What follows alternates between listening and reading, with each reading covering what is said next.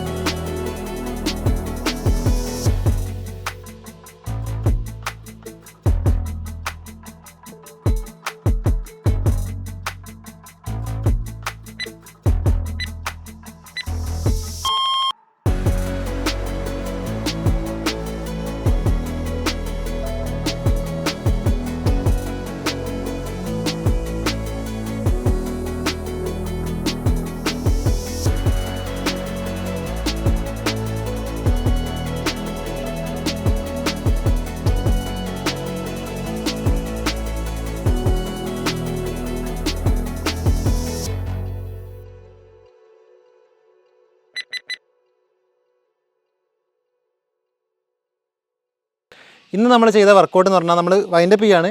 അപ്പോൾ ഇത് ഏകദേശം നിങ്ങൾക്കൊരു 2-3 റൗണ്ടായിട്ട് നിങ്ങൾക്ക് റിപ്പീറ്റ് ചെയ്യാം. കാരണം ഒരു റൗണ്ട് തന്നെ ചെയ്യുമ്പോൾ തന്നെ നമുക്ക് നന്നായി ടയർഡാവും, അല്ലെങ്കിൽ നന്നായി വാമാവുന്നുണ്ട്. 2-3 റൗണ്ട് മാക്സിമം നിങ്ങൾ റിപ്പീറ്റ് ചെയ്യണം. ഫസ്റ്റ് ഡേ ആയതുകൊണ്ടാണ് നമ്മൾ ടൈം കുറച്ചൊരു എന്താ പറയുക, സ്മൂത്തായിട്ട് ചെയ്യാൻ പറ്റുന്ന കാര്യങ്ങൾ ചെയ്തു പോയത്. അപ്പോൾ ഇതെന്ന് പറഞ്ഞാൽ നിങ്ങൾ തുടക്കക്കാരാണെങ്കിൽ പോലും നിങ്ങൾക്ക് എല്ലാവർക്കും ഫോളോ ചെയ്യുന്ന രീതിയാണ്. പിന്നെ നമ്മൾ ചെയ്യുന്ന വർക്കൗട്ടുകളൊക്കെ നിങ്ങളുടേതായിട്ടുള്ള രീതിയിൽ സ്റ്റാർട്ട് ചെയ്യുക കേട്ടോ. കാരണം ഒരു 2-3 ദിവസമൊക്കെ ചെയ്യുമ്പോഴത്തേക്ക് നിങ്ങൾക്കത് ക്ലിയർ ആവും, അല്ലെങ്കിൽ ഒരു 1 വീക്ക് ചെയ്യുമ്പോഴത്തേക്ക് നിങ്ങൾക്ക് ക്ലിയർ ആവും. ഈ ഒരു കാര്യം അല്ലെങ്കിൽ ഈ ഒരു ചലഞ്ച് എന്ന് പറഞ്ഞാൽ ഒരാഴ്ച കൊണ്ട് അവസാനിപ്പിക്കേണ്ട കാര്യമല്ല. അത് കഴിഞ്ഞിട്ട് റിസൾട്ട് കിട്ടിയില്ല എന്ന് പറയാനും പാടില്ല. കണ്ടിന്യൂസ് ആയിട്ട് നിങ്ങളൊരു 1-2 മന്ത് നിങ്ങൾ കറക്റ്റായിട്ട് കൃത്യമായിട്ട് ഫോളോ ചെയ്താൽ നിങ്ങൾക്ക് നല്ല റിസൾട്ട് കിട്ടുന്നതായിരിക്കും. പിന്നെ ഈ ഇൻ്റർമീഡിയറ്റ് ഫാസ്റ്റിംഗ് പോലുള്ള ഡയറ്റൊക്കെ ഫോളോ ചെയ്യുമ്പോൾ അതിനിടയിലൂടെയുള്ള വരുത്തേണ്ട ചേഞ്ചും കാര്യങ്ങളൊക്കെ നമ്മൾ ഈ ഡയറ്റിലൂടെ പറഞ്ഞു പോകുന്നുണ്ട്. അപ്പോൾ നിങ്ങൾ ചെയ്യേണ്ടതെന്ന് വെച്ചാൽ വീഡിയോ ഒട്ടും സ്കിപ്പ് ചെയ്യാതെ കാണണം എന്നുള്ളതാണ് മെയിനായിട്ടുള്ള കാര്യം. അപ്പോൾ ഇന്നത്തെ ഈ ഒരു സെഷൻ നമ്മൾ കംപ്ലീറ്റ് ചെയ്തിരിക്കുകയാണ്. അപ്പോൾ അടുത്ത ദിവസം വീണ്ടും കാണാം.